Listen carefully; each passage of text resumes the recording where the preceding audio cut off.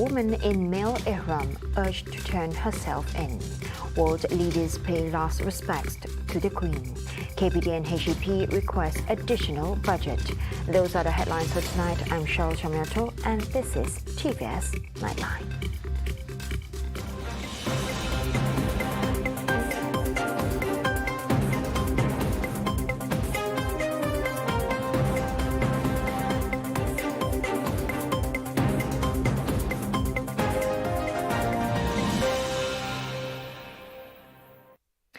The woman who went viral on social media for performing the Umrah pilgrimage while she was dressed in male IHRAM clothing was urged to turn herself in to the authorities.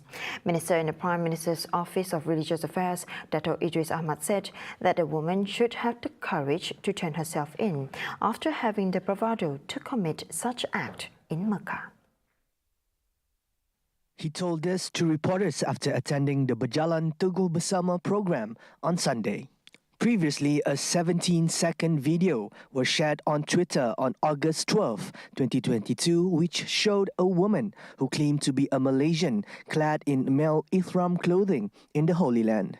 It was reported that the woman did not register with any of the 35 agencies under the Perak Umrah Hajj and Pilgrimage Association and went to Mecca under her own arrangement. Many of the religious authorities shared their point of view, saying the Umrah performed by the woman is invalid and considered insulting to the religion. According to Idris, the efforts to trace the woman so far have not yielded any results. Britain was hit by the devastating news within the last 2 weeks that their beloved monarch, Queen Elizabeth II, had passed away. The Queen died on September 8, sparking grief across the United Kingdom and around the world.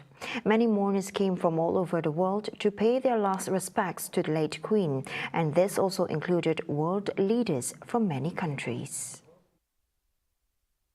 Commonwealth leaders gathered at London's Lancaster House to sign the official book of condolences for the late Queen. Among these included Canadian Prime Minister Justin Trudeau, Prime Minister of Antigua and Barbuda Gaston Brown, Governor-General of Belize Dame Froila Zalom, Governor-General of Australia David Hurley, and Governor-General of Papua New Guinea Sir Bob Dade. The President of the United States, Joe Biden, and his wife, Dr. Jill Biden, have departed from Washington for London, answering the royal invitation to the funeral. Biden once said that the late Queen reminded him of his own mother when they met in June 2021 for an afternoon tea party. Other world leaders such as Japan's Emperor Naruhito and Empress Masako are scheduled to attend the funeral. The Japanese royals who studied at the Oxford University in the 80s were deeply saddened by the Queen's passing. It is also rare for a Japanese emperor to attend a royal funeral in another country. Sultan of Brunei Hassan al-Bolkiah has departed from his country to attend the funeral. The Bruneian Sultan said the Queen passing is a great loss to the international community. The Queen's coffin is currently lying in state until early Monday when a grand state funeral will be held. The grand state funeral will be attended by scores of royal and world leaders paying their last respects to the beloved Queen. Minister of Domestic Trade and Consumer Affairs, Datuk Sri Alexander Nantalinggi, requested an allocation of more than 31 billion ringgit in the 2023 budget, which will be presented early next month. He said that a large part of the budget requested is for implementing people-oriented programs such as community drumming, price stabilization and price standardization for Labuan, Sabah and Sarawak.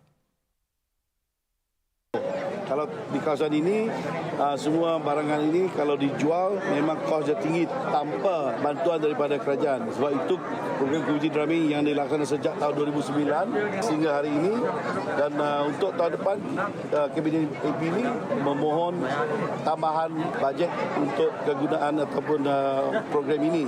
Sebab sekarang ada lokasi-lokasi yang memerlukan yang selama ini tidak termasuk dalam senarai yang diberi pelayanan ini. Kita masukan.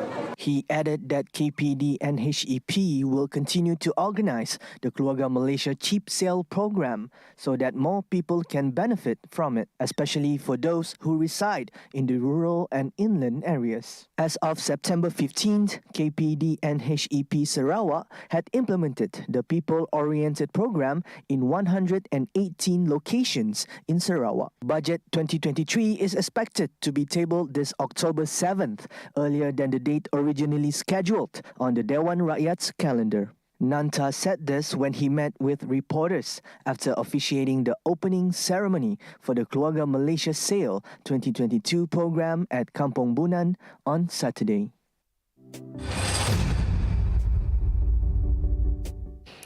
Premier of Sarawak, Datuk Patigi Tan Sri Abang Johari Junapeng hopes that secondary schools that are under Yayasan Sarawak are able to produce more skilled and qualified graduates in order to compete in the current global job market. He added that this will make mastery of the English language much more essential at an international level. We feel that there are lots of unemployed graduates. Not because the jobs are not available, but the skills are not there.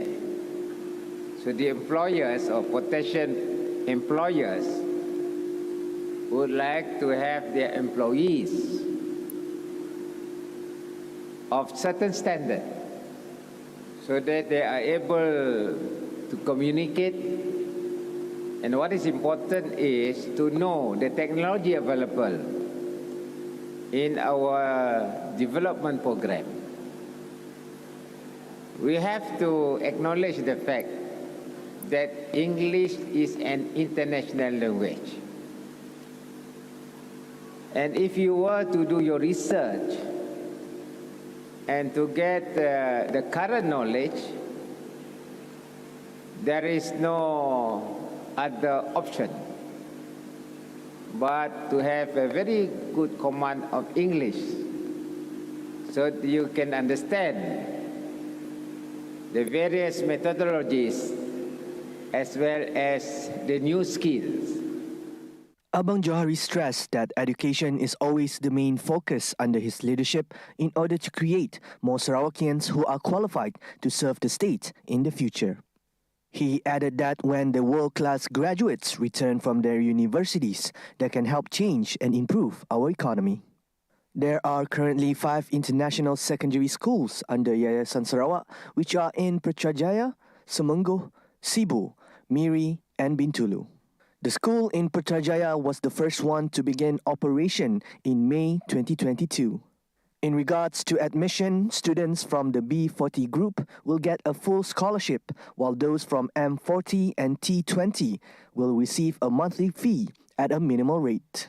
The state government is also able to procure assets in the education sector via Curtin University, Swinburne, and Centre of Technical Excellence, Centex. Abang Johari said this after officiating the Fun Rider and Moment with Premier Sarawak event on Sunday.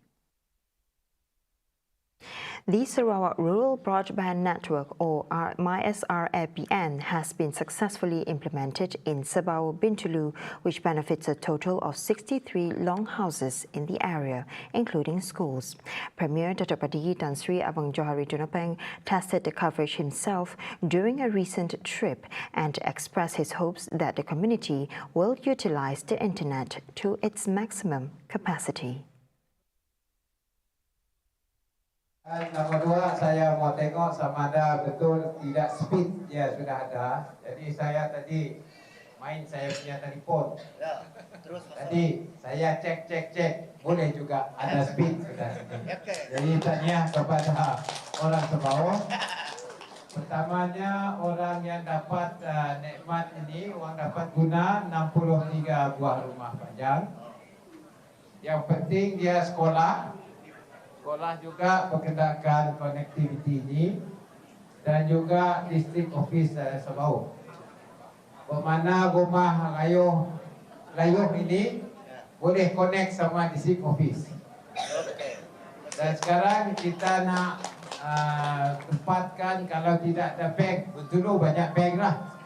Tapi rumah tempat lain tidak ada bank, kita buat ATM di district office.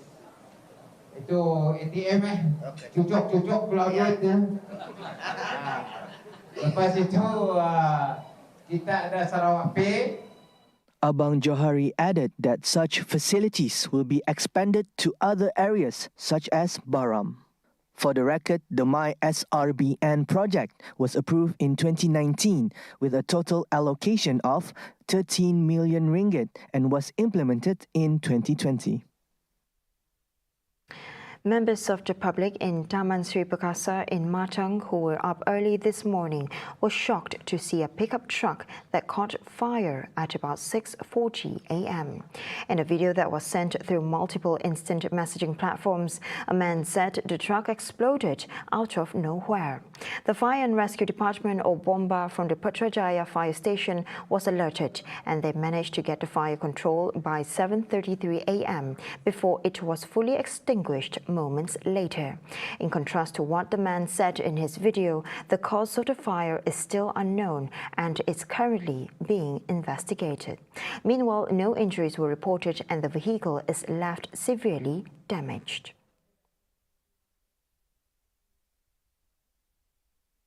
Coming up right after the break, flood walls to be built in KL to overcome flash flood, and senior Spider-Man scales skyscraper on 60th birthday. Right here on TVS Nightline, stay tuned.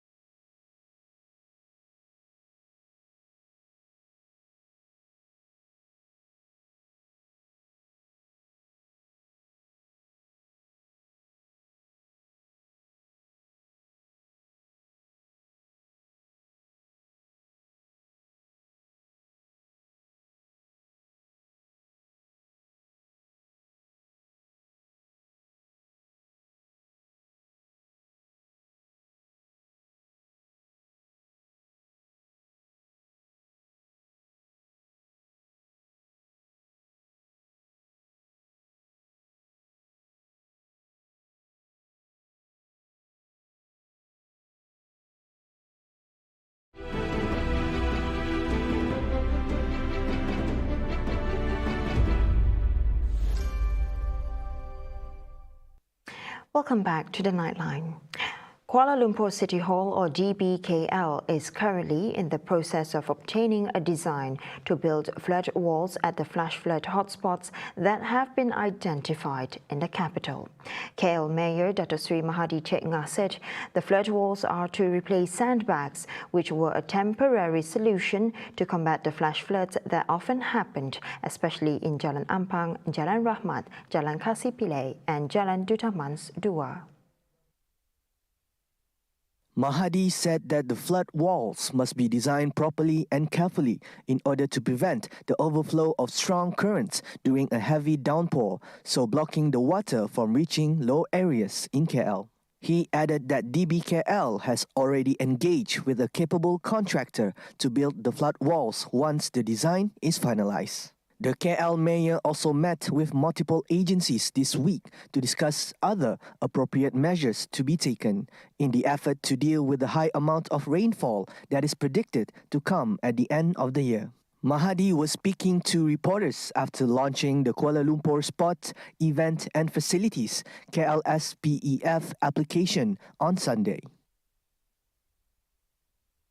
And Thailand authorities have been distributing the photos of a Malaysian woman who was kidnapped from her residence in Tumpat, Kelantan to all of the police stations in the Narathiwat province. According to General Wan Seman Wan Saleh, Narathiwat's police chief, the woman was kidnapped on September 13. Photos of the suspect have also been distributed so that members of the public can help locate both persons involved with the incident.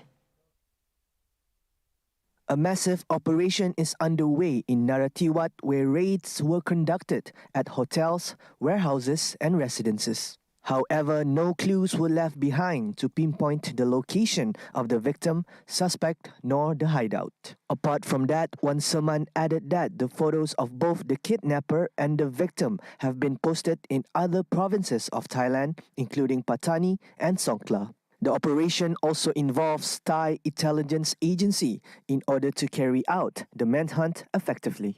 Additionally, 4 police stations adjacent to Kelantan, which are located in Golok, Waing, Takbai and Buketa, were also alerted to increase surveillance. The woman, who is a cosmetic agent, was kidnapped at about 5:10 p.m. on September 13th. Police have arrested 3 individuals, including the victim's spouse, as they are believed to be linked with the kidnapping case. 4 suspects traveling in a car are currently the main suspects, as the woman was dropped at an illegal jetty in Tumpat prior to her being transported to Thailand.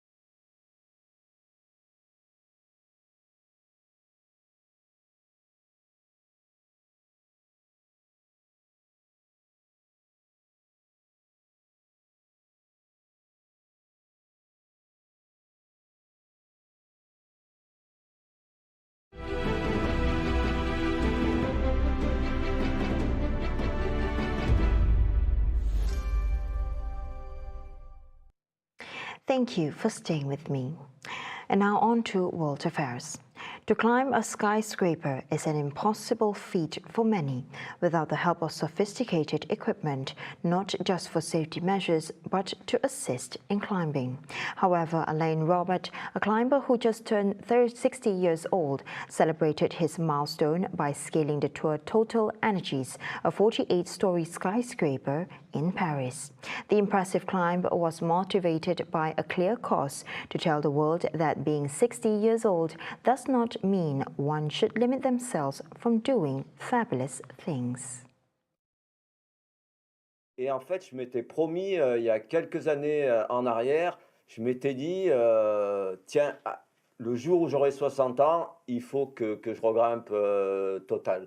Parce que 60 ans, ça symbolisait l'âge de la retraite en France.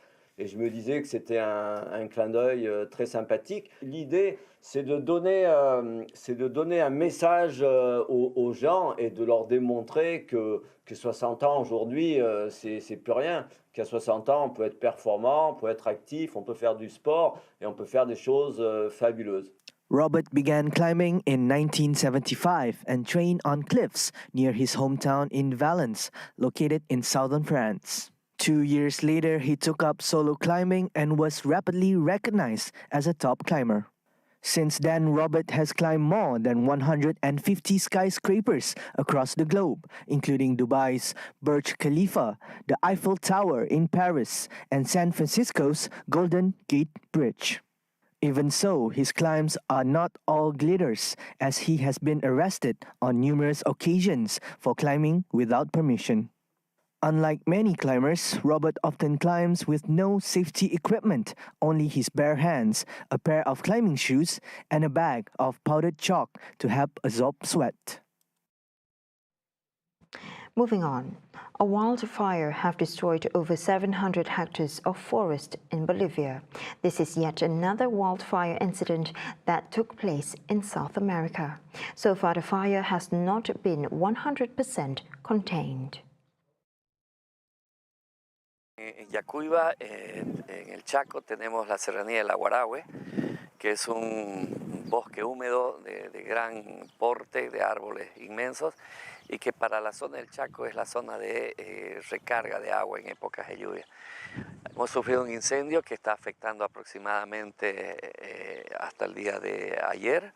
Hemos calculado un poco más de 700 hectáreas afectadas. Since the beginning of the year, over 900,000 hectares of forests have been destroyed in South America due to wildfire. According to the Defense Minister of Bolivia, Edmundo Novillo, these forests are located in Santa Cruz, Tarija, and Chuquisaca departments.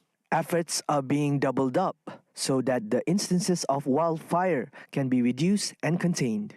De la serranía de Aguarahue, hemos hecho el esfuerzo de trabajar sobre todo tanto por tierra, pero también se ha visto la necesidad de hacerlo por aire.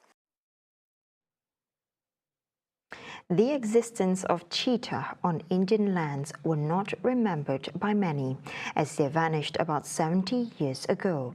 In an effort to restore the ecosystem, 8 radio-collared cheetahs from Namibia, Africa, were released into India's Kunu National Park, released by the country's Premier Narendra Modi. The release of the fastest land animal is the culmination of a 13-year effort, though done with good intentions, is met by criticism from conservationists. आज ये चीते मेहमान बनकर आए हैं। इस क्षेत्र से अनजान है। कुनो नेशनल पार्क को ये चीते अपना घर बना पाए, इसके लिए हमें इन चीतों को भी कुछ महीने का समय देना होगा। अंतर्राष्ट्रीय गाइडलाइंस पर चलते हुए भारत इन चीतों को बसाने की पूरी कोशिश कर रहा है। हमें अपने प्रयासों को विफल नहीं होने देना है। कुनो नेशनल पार्क में जब चीता फिर से दौड़ेंगे तो यहाँ का ग्रासलैंड इकोसिस्टम फिर से रिस्टोर होगा, बायोडायवर्सिटी और बढ़ेगी। आने वाले दिनों में यहाँ इको टूरिज्म भी बढ़ेगा, यहाँ विकास की नई संभावनाएं जन्म लेगी। रोजगार के अवसर बढ़ेंगे. If the cheetah's acclimation to their new home goes smoothly, they will be sharing the landscape of Kuno Forest with leopards, sloth bears, and striped hyenas. 12 more cheetahs are expected to join those that had arrived earlier in India sometime in October. The rehoming effort has incurred massive funding. India is currently gathering more funding for the $11.4 million project, largely financed by a state-owned oil and gas company. The country hopes that the cheetah population will grow to 40 cats in the coming months. See the world closer with TVS as we bring you the latest news updates both locally and internationally by heading on to our official website at tvstv.my or follow us on our social media platforms. That's all the time we have for TVS Nightline. I'm Shel Shamyato and thank you for watching.